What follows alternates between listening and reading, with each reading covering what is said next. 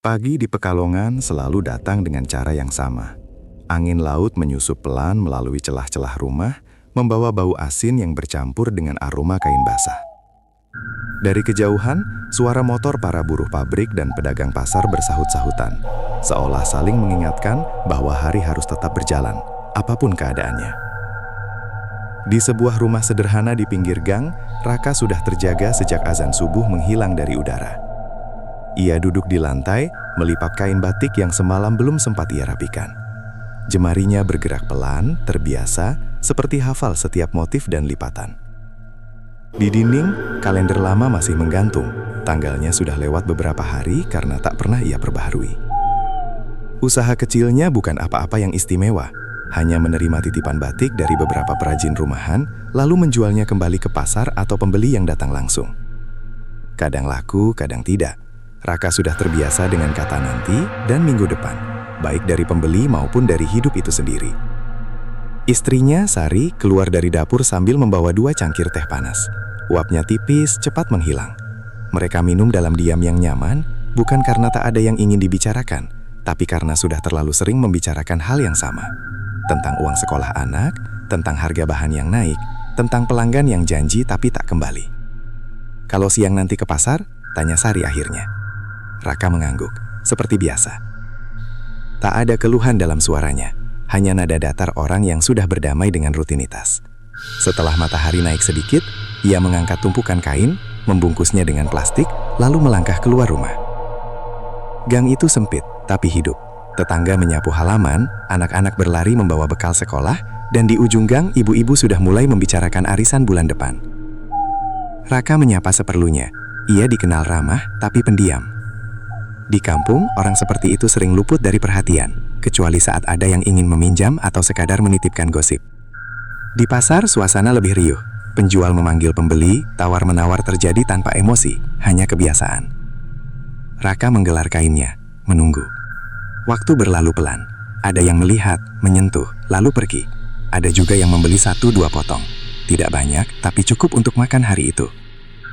Menjelang zuhur, Raka duduk di bangku kayu belakang kios. Ia menatap kain-kain yang tersisa. Di antara motif-motif yang familiar, ada satu kain lama yang sebenarnya tak ia ingat dari mana asalnya. Warnanya kusam, seperti selendang yang terlalu sering disimpan. Ia sempat berpikir untuk menyingkirkannya, tapi entah kenapa selalu tertinggal di sana. Seorang pedagang tua di kios sebelah melirik kain itu sekilas, lalu cepat-cepat mengalihkan pandang. "Itu jangan ditaruh depan," gumamnya pelan, hampir seperti bicara pada diri sendiri. Raka sempat ingin bertanya, tapi kalimat itu menguap bersama suara azan yang menggema dari musola pasar. Ia berdiri, merapikan dagangan, dan berjalan menuju tempat wudhu. Hari ini seperti hari-hari lain, berlalu tanpa kejadian berarti. Namun tanpa Raka sadari, hari-hari yang terasa biasa itulah yang pelan-pelan sedang mengarah pada sesuatu yang lain. Sesuatu yang tidak datang dengan suara keras, tidak pula dengan peringatan. Hari-hari setelah itu berjalan nyaris sama. Raka kembali ke pasar, pulang menjelang sore, lalu duduk di teras rumah sambil menemani anaknya mengerjakan tugas sekolah. Tidak ada perubahan besar, tidak ada kejadian aneh yang bisa ia ceritakan pada Sari. Jikapun ada, semuanya terasa terlalu sepele untuk dianggap penting. Namun di kampung, hal-hal kecil seringkali tidak benar-benar hilang. Ia hanya berpindah tempat, dari mulut ke mulut. Suatu sore, saat Raka membantu tetangga menurunkan jemuran karena langit mendadak menggelap, obrolan kecil mulai mengalir. Tentang harga beras yang naik, tentang anak Pak RT yang baru diterima kerja, lalu pelan-pelan berbelok ke cerita yang lebih samar. "Kemarin kios batik dekat sungai itu ramai lagi," ujar seorang ibu sambil melipat kain. "Padahal dulu sepi." "Katanya dapat pegangan," sahut yang lain. Suaranya diturunkan sedikit. "Bukan pegangan biasa." Raka mendengar, tapi tidak ikut menimpali. Ia hanya tersenyum tipis, menganggapnya cerita lama yang selalu muncul setiap kali ada orang yang hidupnya mendadak berubah. Di Pekalongan, kisah semacam itu bukan hal baru. Pesisir memang menyimpan banyak cerita yang tak pernah benar-benar jelas asal-usulnya. Malamnya, setelah Isya, Raka duduk di ruang tengah sambil menghitung uang hasil jualan. Tidak banyak, pas-pasan. Sari menemaninya, mencatat pengeluaran di buku kecil yang sudah mulai penuh coretan. "Besok ada arisan," kata Sari tiba-tiba. "Ibu-ibu biasanya lama, kamu jangan nunggu." Raka mengangguk. Ia tahu, Di arisan itulah cerita-cerita sering beranak pinak, tentang siapa yang susah, siapa yang mendadak lapang, dan seringkali tentang cara-cara yang tidak selalu masuk akal. Keesokan harinya di pasar, pedagang tua di kios sebelah kembali menarik perhatian Raka. Kali ini bukan karena tatapan, tapi karena cara ia bicara pada pembeli. Ada kalimat-kalimat yang terdengar seperti peringatan, meski dibungkus candaan. Raka tersenyum kaku. Ia tidak merasa sedang ditawari apapun. Hidupnya masih sama. Tapi entah mengapa, kalimat itu menempel lebih lama di kepalanya dibandingkan tawar-menawar hari itu. Menjelang sore, saat pasar mulai sepi, Raka kembali memperhatikan kain lama yang selalu tersisa. Selendang itu terasa berbeda dibanding yang lain, bukan karena motifnya, tapi karena kesan yang ditinggalkan. Ada rasa enggan untuk menyentuhnya terlalu lama, meski ia tidak tahu kenapa. Ia berniat menanyakan asal kain itu pada Sari malam nanti. Namun malam di kampung datang dengan suara-suara kecil yang sulit diabaikan. Angin menggesek daun pisang. Langkah ronda terdengar pelan. Di kejauhan, seseorang mematikan lampu teras lebih lambat dari biasanya. Raka duduk sendirian di ruang tengah, menunggu Sari pulang dari arisan. Ketika pintu dibuka, wajah istrinya tampak lelah, tapi matanya menyimpan sesuatu. Ibu-ibu cerita macam-macam, kata Sari sambil duduk. Tentang usaha, tentang rezeki, dan tentang selendang. Raka menoleh. Selendang apa? Sari menggeleng pelan. Cerita lama katanya, tapi entah kenapa masih dibicarakan. Tidak ada rasa takut saat itu, hanya keingintahuan kecil, yang muncul bukan karena niat buruk, melainkan karena hidup seringkali memaksa orang mencari pegangan.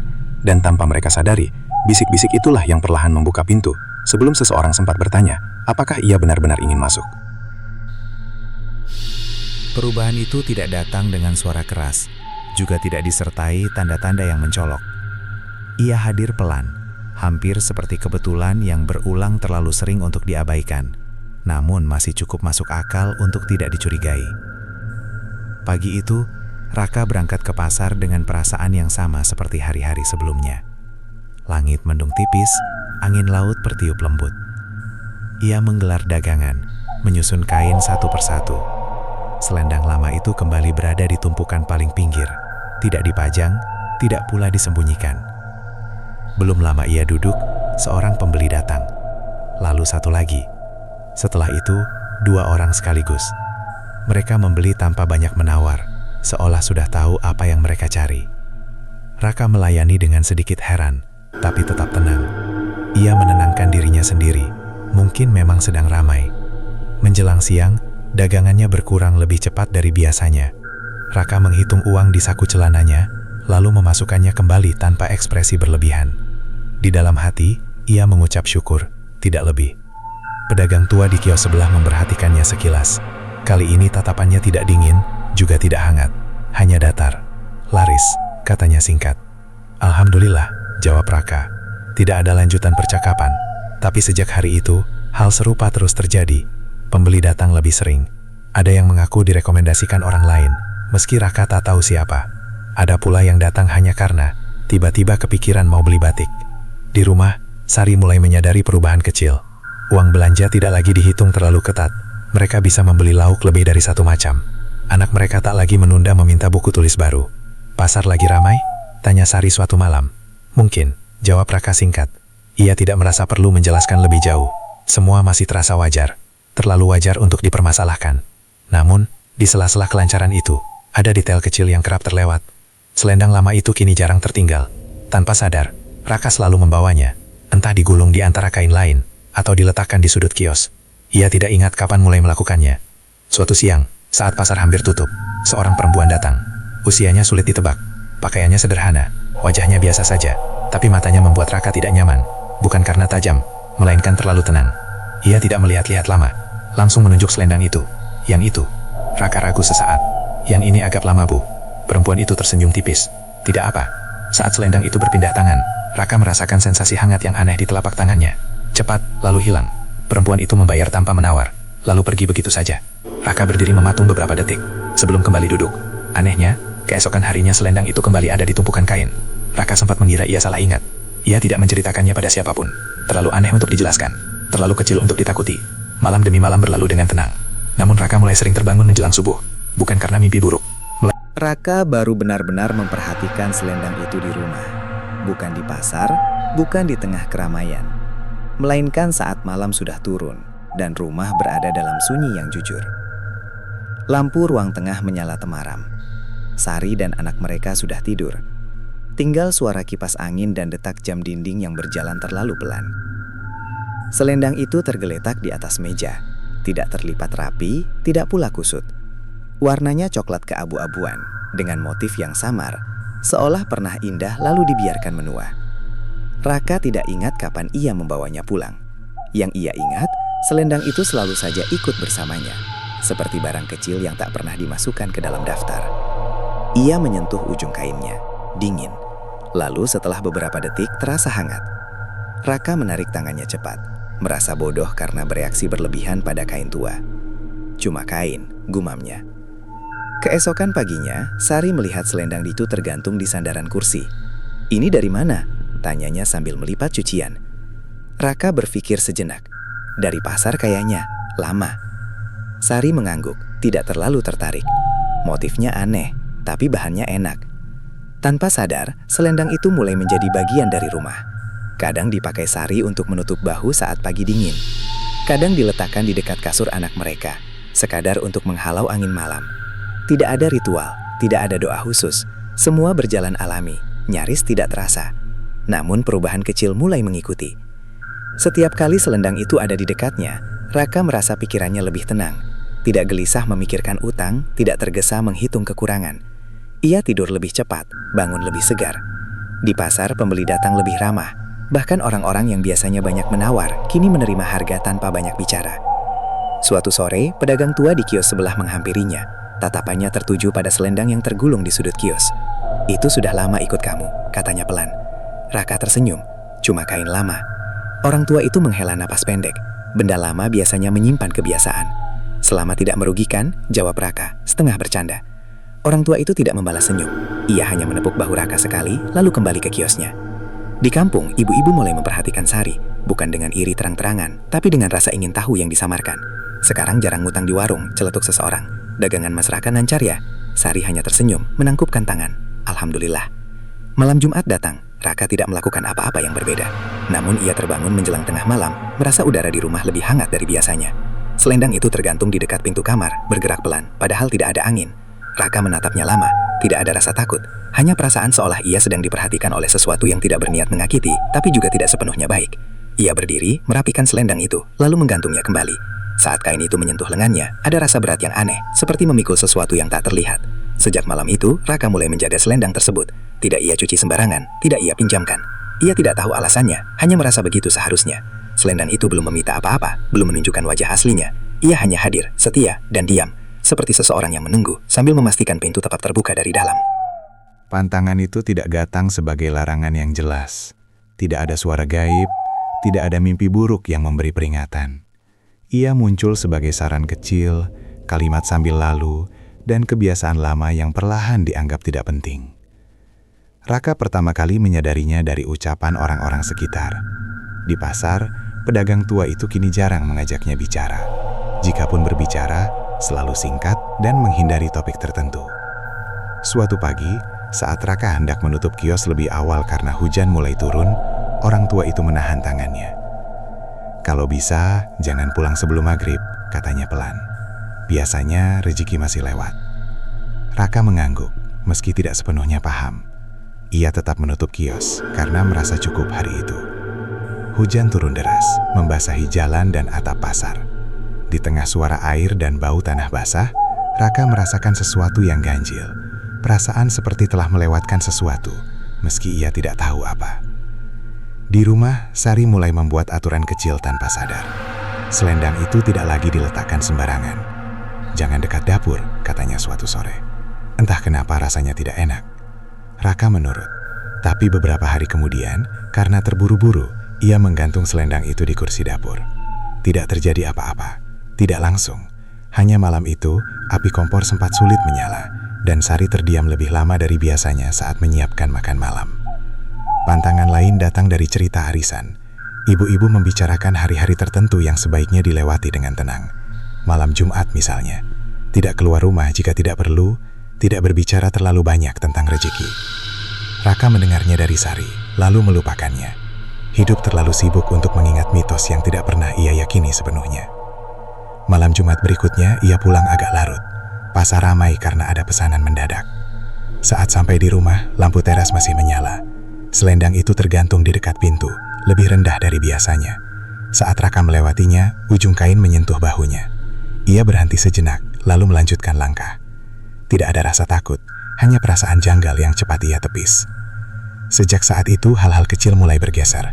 Raka menjadi lebih mudah kesal. Ia menegur anaknya dengan suara lebih tinggi dari yang ia sadari.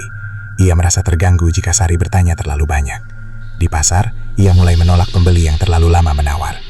Kalau mau ya beli, kalau tidak jangan ganggu, katanya suatu hari. Kalimat itu meluncur begitu saja, tapi membuat pembeli terdiam.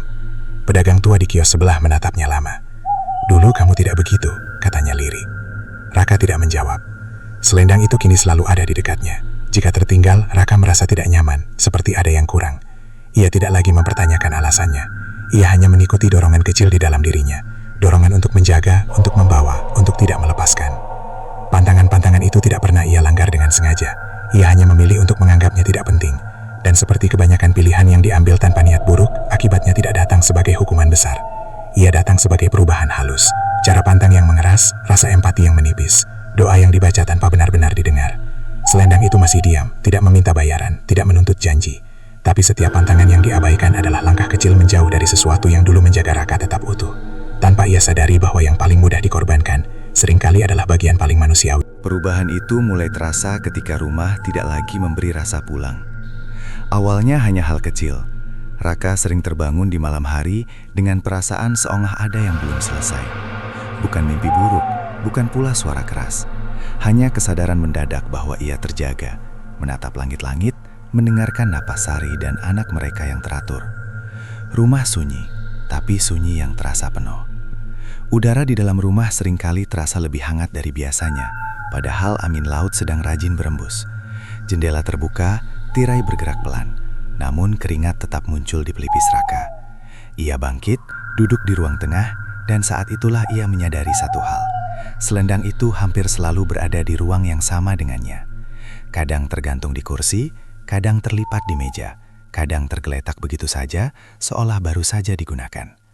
Raka tidak ingat kapan terakhir kali ia memindahkannya. Di siang hari, rumah kembali terlihat biasa. Anak mereka berangkat sekolah, Sari menyapu halaman, tetangga menyapa. Tidak ada yang tampak salah. Tapi menjelang maghrib, suasana berubah perlahan. Bukan gelap yang menakutkan, melainkan rasa enggan untuk beranjak. Suatu sore, saat azan hampir berkumandang, Raka masih duduk di ruang tengah menghitung uang. Selendang itu tergantung di dekat pintu. Ketika suara azan mulai terdengar, kain itu bergerak pelan, bergoyang ke depan dan ke belakang, padahal pintu tertutup rapat. Raka menatapnya. Dadanya terasa sesak, bukan karena takut, melainkan karena perasaan seolah sedang diperhatikan. Ia berdiri, mengambil selendang itu dan memindahkannya ke kamar. Begitu kain itu lepas dari pandangannya, napasnya terasa lebih lega. Namun malam itu, suara kecil mulai terdengar. Bukan langkah kaki yang jelas, bukan pula suara barang jatuh, hanya gesekan halus, seperti kain yang diseret perlahan di lantai. Suara itu datang dan pergi, tidak teratur, seolah mengikuti jam yang hanya dipahami oleh rumah itu sendiri. Sari juga mulai berubah, ia menjadi lebih pendiam, lebih sering melamun. Saat ditanya, ia hanya menggeleng. Capek, katanya. Tapi matanya sering menatap sudut ruangan terlalu lama, seolah menunggu sesuatu bergerak.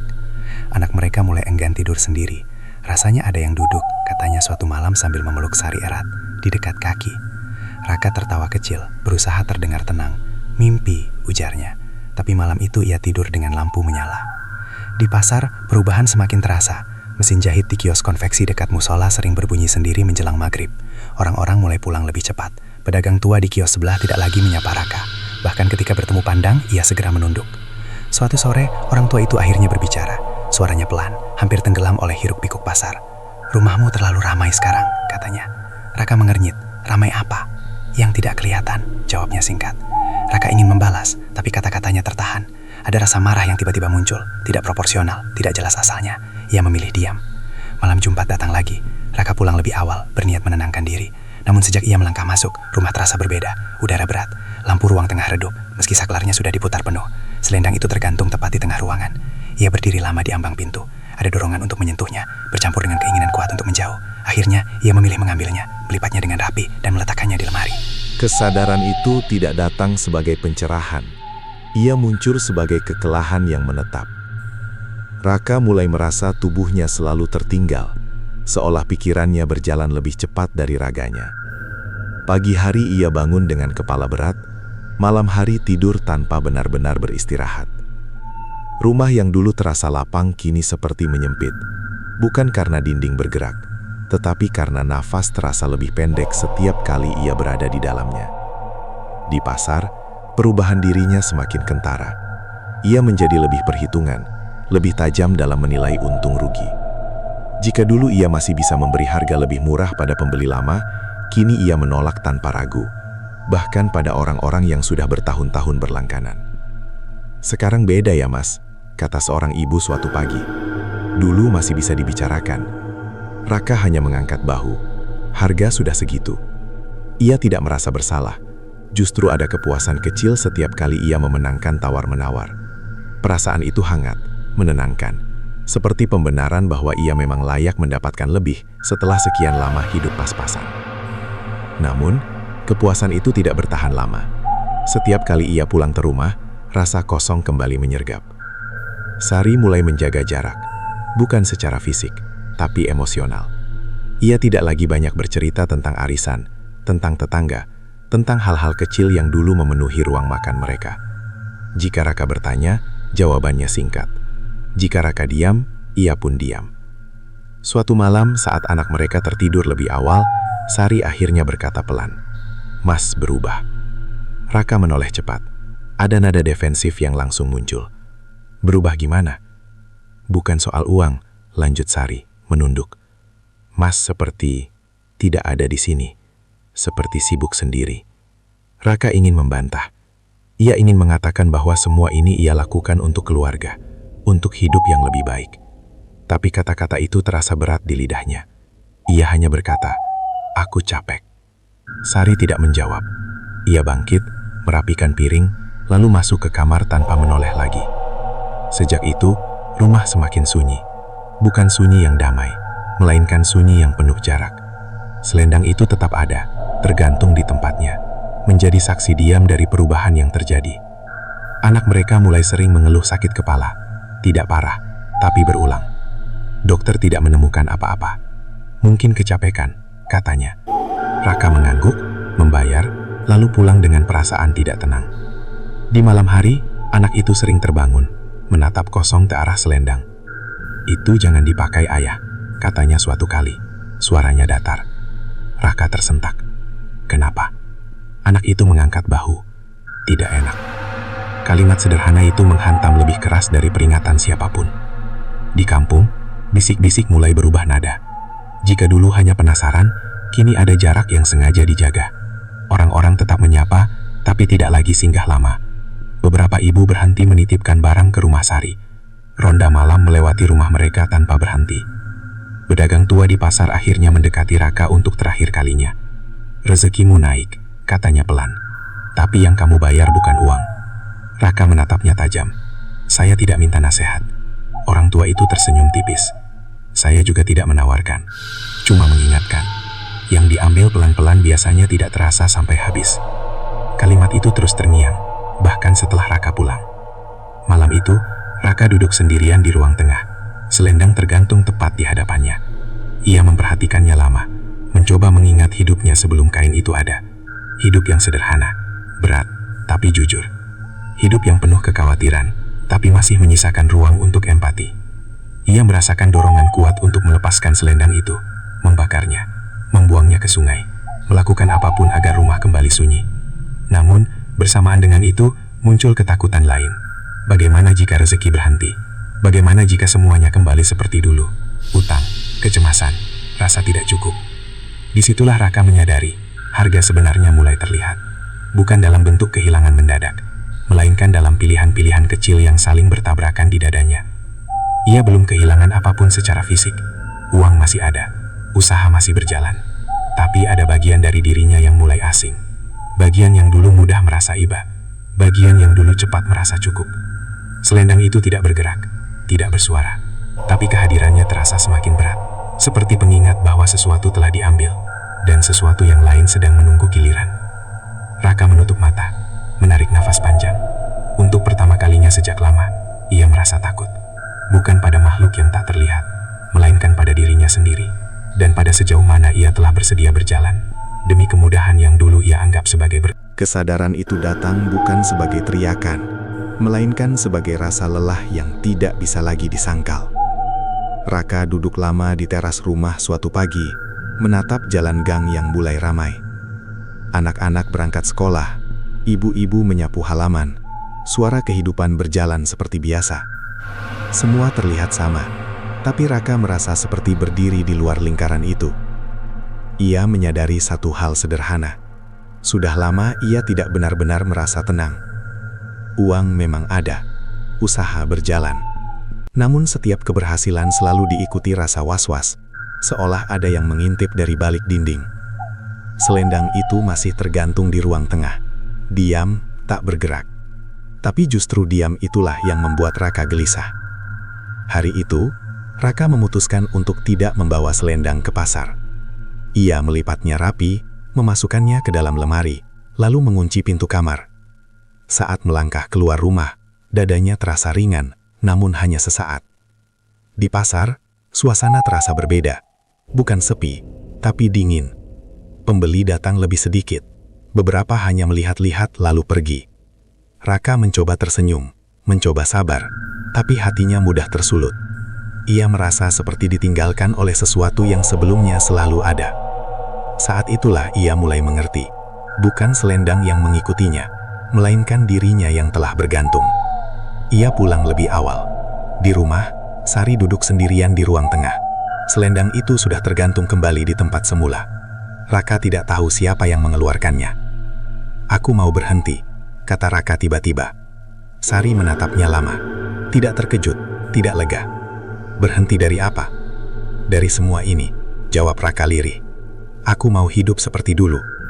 Sari tersenyum tipis, pahit. "Dulu sudah lewat, Mas." Kalimat itu menghantam lebih keras dari apapun. Raka terdiam. Ia menyadari bahwa beberapa hal memang tidak bisa dikembalikan begitu saja. Pilihan-pilihan kecil yang dulu dianggap remeh, kini membentuk jalan yang sulit diputar balik. Malam itu, Raka mencoba berdoa dengan sungguh-sungguh. Ia duduk bersila, menunduk, membaca ayat-ayat yang dulu terasa akrab. Namun kata-kata itu seperti berhenti di tenggorokan. Tidak ada rasa sambung, tidak ada kelegaan. Selendang itu bergerak pelan, seolah tertiup angin yang tidak ia rasakan. Raka membuka mata. Untuk pertama kalinya, ia berbicara pada benda itu. Bukan dengan suara keras, tapi dengan hati yang gemetar. Ia meminta dilepaskan, tanpa janji, tanpa tawar-menawar. Hanya permohonan manusia yang menyadari kesalahannya terlalu jauh di tengah jalan. Tidak ada jawaban. Malam berlalu tanpa kejadian besar. Tidak ada suara, tidak ada bayangan, hanya keheningan yang terasa lebih berat dari sebelumnya. Raka mengerti saat itu juga, kesadaran memang datang, tapi tidak selalu membawa jalan keluar.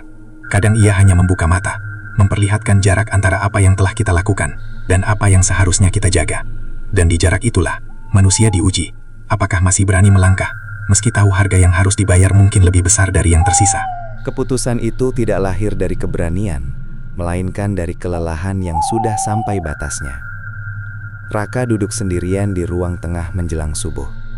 Rumah hening, terlalu hening, seperti menahan napas. Selendang itu tergantung di hadapannya, jatuh lurus tanpa lipatan, seolah menunggu. Raka menatapnya lama, mencoba mengingat wajah-wajah yang pernah ia tolak, kalimat-kalimat tajam yang pernah ia ucapkan. Jarak yang tumbuh antara dirinya dan orang-orang yang dulu ia sayangi. Ia bangkit pelan. Tidak ada doa panjang, tidak ada mantra. Hanya niat yang sudah lama ia simpan, tapi baru berani disentuh malam itu. Ia mengambil selendang tersebut dan melangkah keluar rumah. Langit masih gelap. Sisa hujan membuat tanah lembab. Jalan gang sepi. Raka berjalan menuju sungai kecil di belakang kampung. Tempat orang-orang biasa membuang sisa, tempat air membawa apapun tanpa bertanya. Di tepi sungai, ia berhenti. Angin berembus pelan, membawa bau air dan lumpur. Raka memegang ujung selendang itu, hangat, lebih hangat dari biasanya. Dadanya berdebar, bukan karena takut, tapi karena ragu terakhir yang berusaha bertahan. Jika ia melepaskan ini, mungkin rezeki akan berhenti, mungkin hidup akan kembali sempit. Tapi jika ia menyimpannya, ia tahu apa yang akan habis lebih dulu. Raka menutup mata dan menjatuhkan selendang itu ke air. Tidak ada suara keras, tidak ada teriakan. Kain itu mengapung sebentar, lalu perlahan tenggelam, ditelan arus yang gelap. Raka berdiri terpaku, menunggu sesuatu terjadi, apapun. Tidak terjadi apa-apa. Ia pulang dengan langkah berat. Di rumah, Sari dan anak mereka masih tidur. Raka duduk di lantai, menunggu pagi dengan perasaan kosong yang jujur. Untuk pertama kalinya setelah lama, rumah terasa sunyi. Bukan ramai, bukan penuh. Sunyi seperti seharusnya. Hari-hari berikutnya berjalan lambat. Usaha Raka menurun. Pembeli berkurang. Uang kembali harus dihitung dengan cermat. Beberapa kebutuhan harus ditunda. Tidak ada keajaiban yang menyelamatkan. Tidak ada kompensasi cepat atas keputusannya. Namun ada hal lain yang kembali pelan-pelan. Raka mulai tidur lebih nyenyak. Anak mereka berhenti mengeluh sakit kepala. Sari kembali bercerita hal-hal kecil, meski belum sepenuhnya seperti dulu. Di pasar, Raka belajar menahan nada, menurunkan ego, menerima bahwa tidak semua hari harus dimenangkan. Suatu sore, pedagang tua di kios sebelah menyapanya lagi. "Kamu kelihatan lebih ringan," katanya. Raka tersenyum, lelah tapi tulus. Tidak ada yang tahu pasti kemana selendang itu pergi. Tidak ada yang melihat kembali. Tapi di kampung, orang-orang perlahan berhenti berbisik. Dan Raka belajar hidup dengan bekasnya. Bekas pilihan yang pernah ia ambil. Dan harga yang sudah ia bayar. Pesugihan memang memberi jalan pintas. Tapi jalan itu selalu memotong sesuatu. Bukan harta, melainkan nilai yang membuat manusia tetap manusia. Dan ketika seseorang memilih untuk berhenti, yang tersisa bukan kemenangan, melainkan kesempatan untuk kembali jujur pada hidup, meski harus berjalan